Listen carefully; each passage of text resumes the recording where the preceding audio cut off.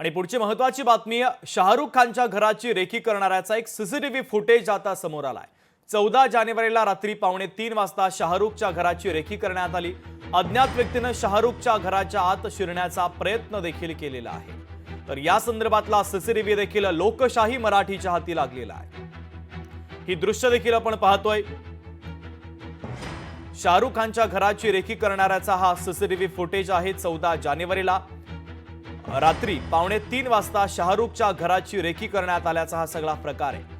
तर अज्ञात व्यक्तीने शाहरुख खानच्या घराच्या आतमध्ये शिरण्याचा प्रयत्न देखील केलेला आहे। उमेश करंजकर आपले प्रतिनिधी अधिकचे अपडेट देण्यासाठी आपल्याशी जोडलेच आहेत। उमेश, खरं तर गंभीर बाब आहे, शाहरुख खानच्या घराची देखील रेकी करण्यात आलेली होती आणि त्याचा जो सीसीटीव्ही आहे तो लोकशाही मराठीच्या हाती लागला आहे।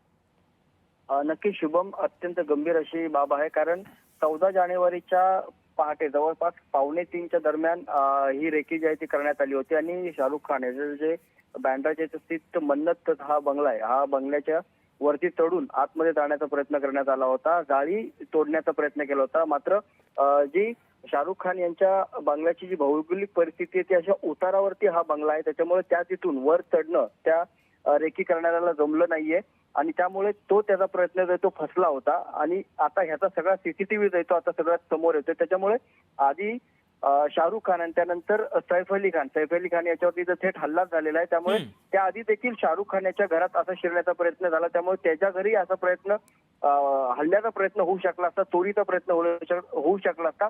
अशा प्रकारची अत्यंत गंभीर बाब जी या सीसीटीव्हीच्या माध्यमातून समोर आलेली आहे। शुभम, अगदी उमेश, महत्त्वाचे अपडेट या बातमीच्या संदर्भातले पोहोचवलेले आहेत, तुर्तास धन्यवाद।